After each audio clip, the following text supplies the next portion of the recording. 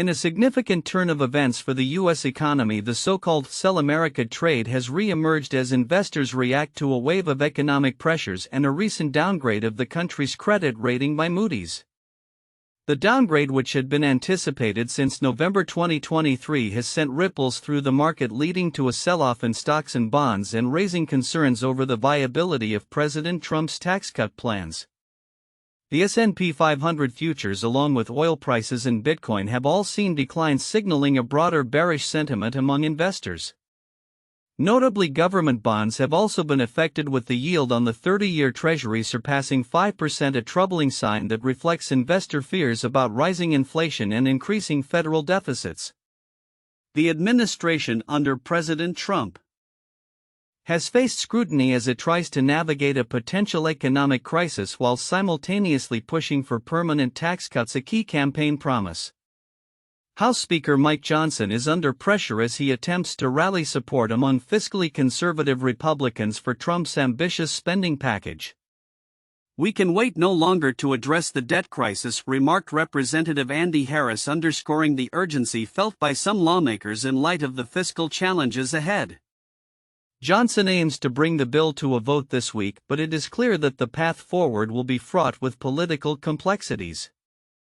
The market's reaction has also been influenced by corporate giants like Walmart, which warned that tariffs could soon lead to price hikes for consumers.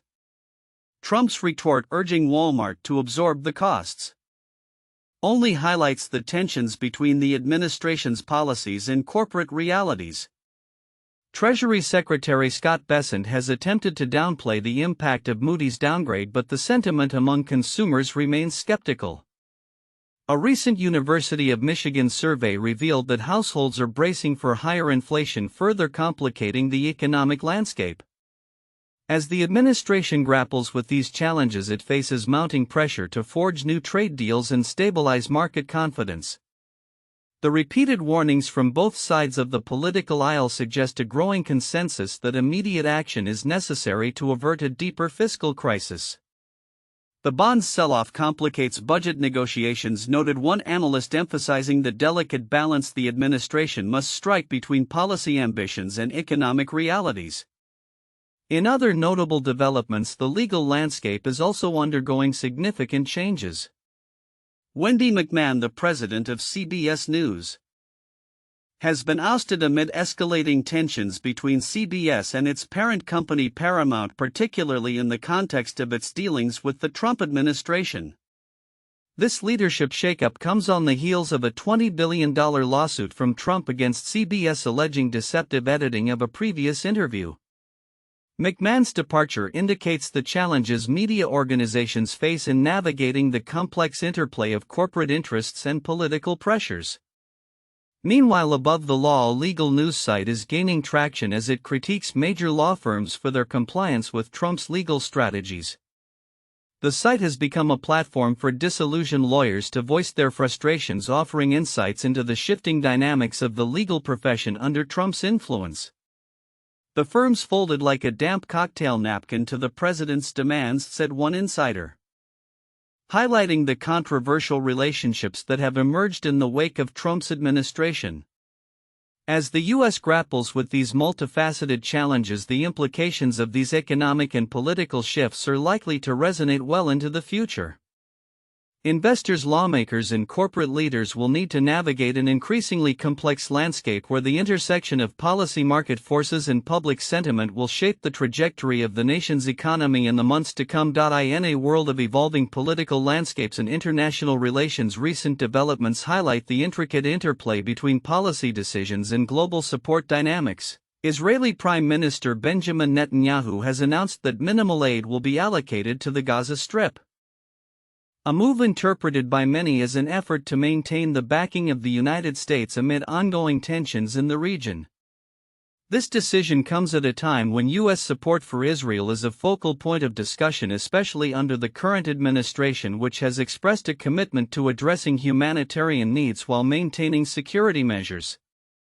The Israeli government's approach to aid in Gaza has drawn scrutiny, particularly as it navigates the complex balance between humanitarian assistance and national security.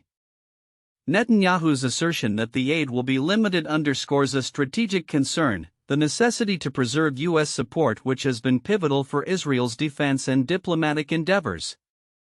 Observers note that the U.S.'s stance on Israel's actions could shift significantly depending on the humanitarian situation in Gaza, making this aid decision critical. In a separate but equally significant judicial development, the Supreme Court has permitted former President Donald Trump to suspend protected status for Venezuelan immigrants temporarily. This ruling highlights the ongoing legal battles surrounding immigration policy in the United States.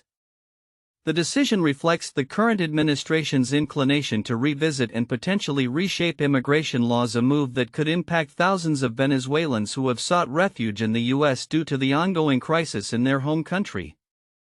Legal experts suggest that this ruling may set a precedent for future immigration policies, further complicating the landscape for those seeking asylum. Meanwhile, in Nebraska, a lawmaker's public stance against military figure Pete Hegseth is testing the boundaries of party loyalty within the Republican Party. As a state known for its strong pro-military sentiments, this controversy raises questions about the GOP's future direction and the potential divisions within the party. Analysts indicate that such internal conflicts could reverberate through upcoming elections, affecting candidate selections and voter alignment. Additionally, a recent ruling has determined that Trump lacked the authority to dismantle the U.S. Institute of Peace, an organization dedicated to promoting conflict resolution and peacebuilding. This decision not only reinstates the Institute's operations but also emphasizes the importance of maintaining diplomatic channels and expertise in international relations, particularly in a time of heightened global tensions. These overlapping narratives illustrate the interconnectedness of political decisions and their broader implications. As Netanyahu navigates the delicate balance of international support, the Supreme Court shapes immigration policy, and Republican leaders grapple with internal dissent. The outcomes of these events could significantly influence the future political landscape in both the U.S. and abroad. The coming weeks may reveal further shifts as stakeholders react to these developments, making it a pivotal moment in contemporary politics. In the complex landscape of finance and corporate governance, recent developments have captured the attention of investors and analysts alike, reflecting an intricate interplay between leadership transitions, market stability, and fiscal concerns. As the U.S. stock market exhibited notable flatness today, with the Dow Jones Industrial Average and S&P 500 remaining largely unchanged, investors are increasingly focused on the broader implications of the current fiscal environment. With mixed signals emanating from economic indicators and corporate governance shifts, the financial world is bracing for what lies ahead. Today's stock market session saw the Dow and S&P 500 holding steady amid rising concerns regarding the U.S. fiscal outlook. The lack of movement in these indices reflects investor uncertainty as they grapple with the implications of potential government fiscal policies and their impact on economic growth. As one analyst noted, investors are cautious, weighing the risks of inflation against the prospects for economic recovery. The prevailing sentiment suggests that without a clearer fiscal picture, market volatility could become a more regular occurrence. Meanwhile, in the corporate sector, the leadership dynamics at J.P. Morgan Chase are unfolding as CEO Jamie Dimon's potential successors engage in a high-stakes audition for the top role. With Dimon's tenure marked by significant growth and strategic acquisitions, the candidates are under immense pressure to demonstrate their capability to navigate the complexities of the financial landscape. According to a source familiar with the situation, the next CEO will need to balance innovation with the traditional banking principles that have defined J.P. Morgan's success. This transition comes at a pivotal time as the bank faces challenges related to regulatory scrutiny and the evolving market environment. In a separate but equally impactful development, Howard Lutnick, the CEO of Cantor Fitzgerald, has officially transferred ownership of the firm to his children. This decision marks a significant generational shift within the company, reflecting broader trends in family-owned businesses as they transition to the next generation. Lutnick stated, It was important for me to ensure that the values and vision we built at Cantor Fitzgerald would continue through my children. This move not only secures the future leadership of the firm but also highlights the increasing focus on succession planning in the financial industry. As discussions around corporate governance continue to evolve, the latest rankings of top corporate board directors have also garnered attention. The rankings underscore the importance of effective leadership in navigating today's complex business environment where accountability and strategic vision are paramount. Analysts suggest that companies with strong board leadership tend to perform better, particularly in times of economic uncertainty. The emphasis on board effectiveness cannot be overstated as companies are urged to prioritize diversity and expertise in their governance structures.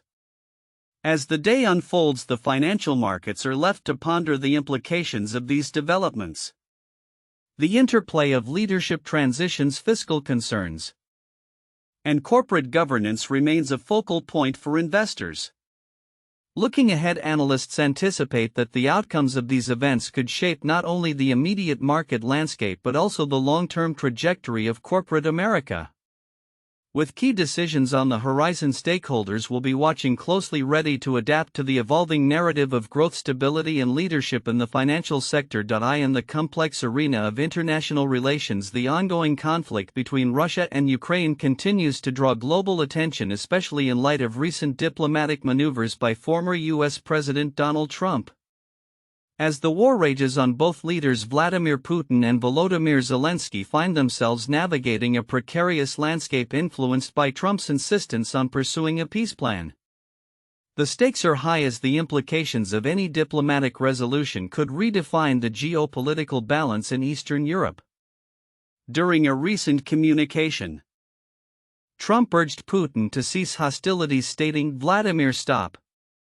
However, analysts suggest that Putin believes time is on his side both in terms of military strategy and international negotiations. Current reports indicate that neither Putin nor Zelensky fully endorses Trump's peace initiative, despite U.S. Secretary of State Marco Rubio's claims that it represents the best way forward. Both leaders appear to be playing a cautious game, engaging with Trump's demands while simultaneously positioning themselves to deflect blame should the discussions falter. The prospect of a time-limited ceasefire under U.S. pressure remains a possibility, but experts caution that a true peace settlement is unlikely due to the fundamentally divergent war aims of the two nations. For Russia, the ultimate goal seems to be the subjugation of Ukraine as a sovereign state, potentially reducing it to a satellite under Moscow's influence. Whereas Ukraine staunchly defends its sovereignty and seeks robust security guarantees from the West.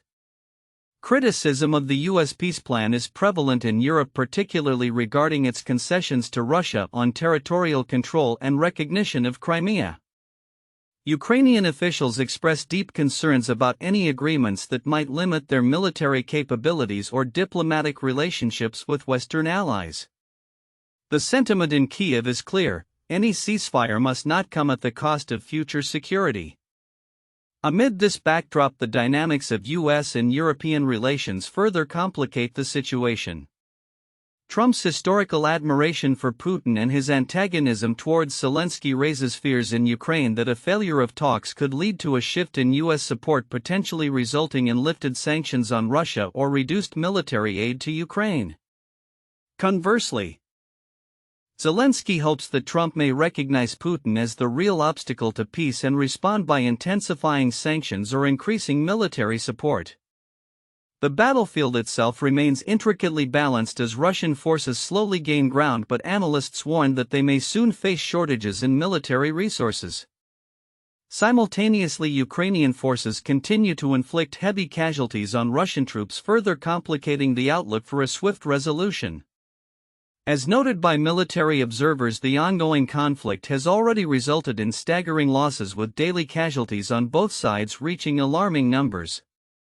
Trump's recent attempts to mediate this complex conflict underscore his administration's broader goal of increasing European defense capabilities, a sentiment echoed in the EU's recent agreement to launch a €150 billion loans for arms scheme aimed at bolstering member states' military readiness.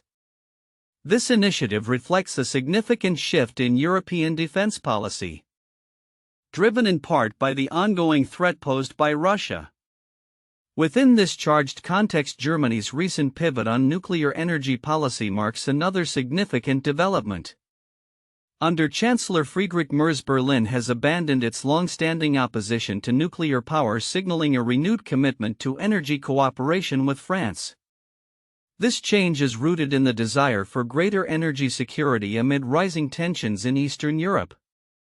As Germany seeks to build a more robust nuclear framework, the implications for EU energy policy and its collective response to the Russian threat are profound.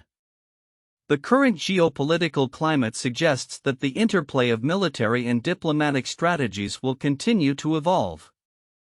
As both Trump and European leaders grapple with their respective roles in this ongoing crisis, the question remains: will the pressure for peace yield a viable resolution?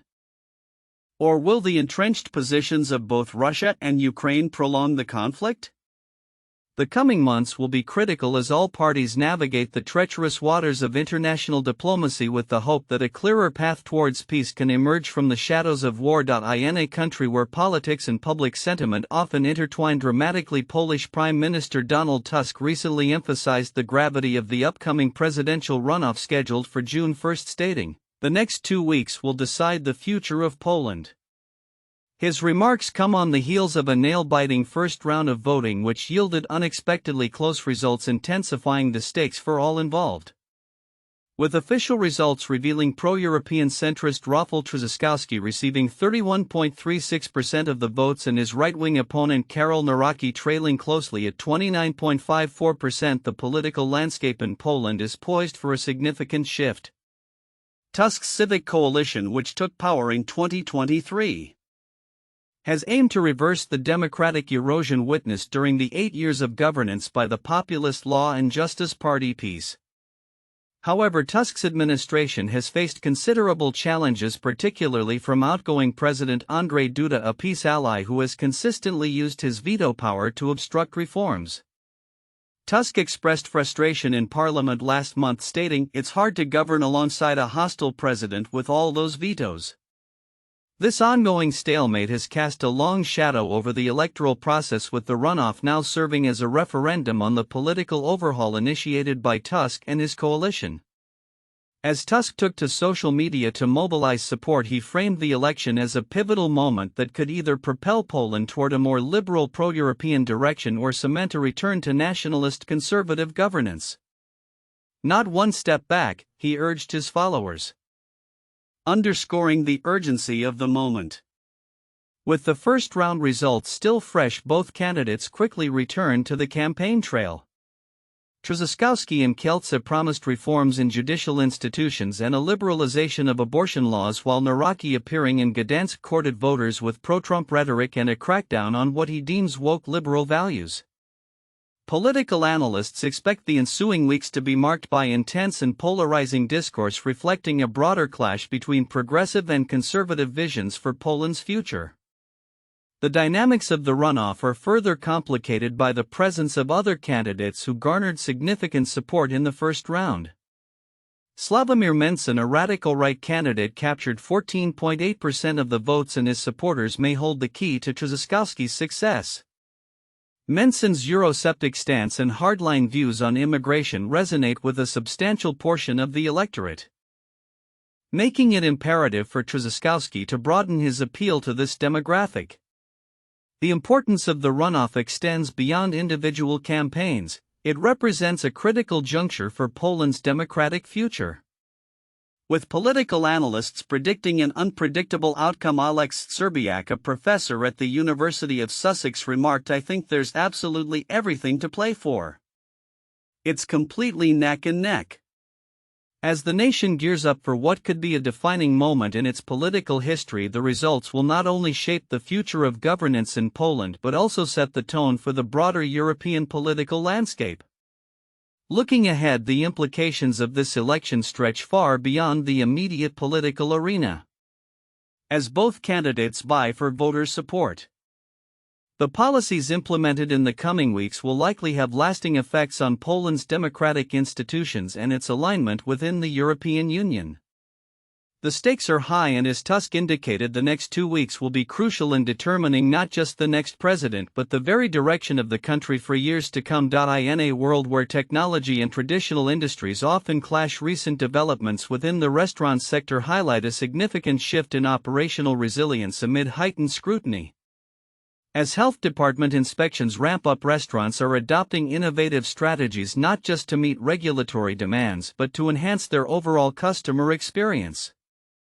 This evolution is underscored by the findings from a recent report detailing how various establishments have navigated the complexities of compliance while maintaining their unique culinary offerings. Throughout May 2025, restaurants faced a particularly rigorous round of health inspections, prompting both anxiety and adaptive strategies within the industry. According to Rian Sassin of the Times-Herald, many restaurants have demonstrated remarkable resilience utilizing technology to streamline compliance processes and maintain standards that elevate customer confidence.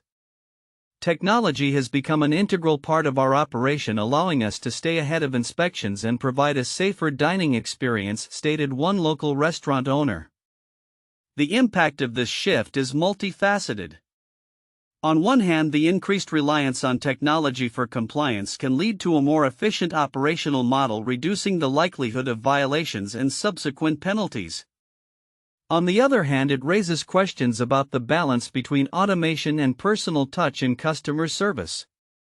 As one health inspector pointed out, while it's great to see technology being used effectively, we must ensure it doesn't replace the fundamental human elements that make dining out enjoyable. Further complicating the landscape is the political and social context surrounding these inspections. In recent weeks, a surge in visibility for local political messages has been noted in various forms, including on the sides of pickup trucks in urban areas. This phenomenon, reported by Pupfil, illustrates how local sentiments are being vocalized in creative ways, reflecting a community's response to broader societal issues. Messages displayed on vehicles have become a canvas for expressing public opinion, which resonates with many who feel their voices are not being heard through traditional channels, remarked a local activist. As restaurants and communities navigate these evolving dynamics, the importance of adaptability and communication cannot be overstated. The industry's ability to respond to regulatory pressures while fostering a sense of community engagement will be crucial for its future viability. This adaptability is also mirrored in the realm of local sports, where athletes like Jordan Hyder from Fieldcrest High School exemplify resilience and teamwork on the field. Having won the title of Athlete of the Week, Hyder's performance reflects the dedication necessary not only in sports but in any competitive arena, including the restaurant industry facing regulatory challenges. Looking forward, the intersection of technology, community sentiment, and operational resilience will likely shape the future of dining experiences. As restaurants continue to innovate in the face of inspections, the potential for enhanced customer experiences grows. The ongoing dialogue within communities, seen through both political expressions and local sports achievements, suggests a collective striving for improvement and engagement. For restaurant owners, this means not only compliance with health standards but also a commitment to fostering relationships that resonate with their customers and communities, ultimately redefining what it means to dine out in this evolving landscape.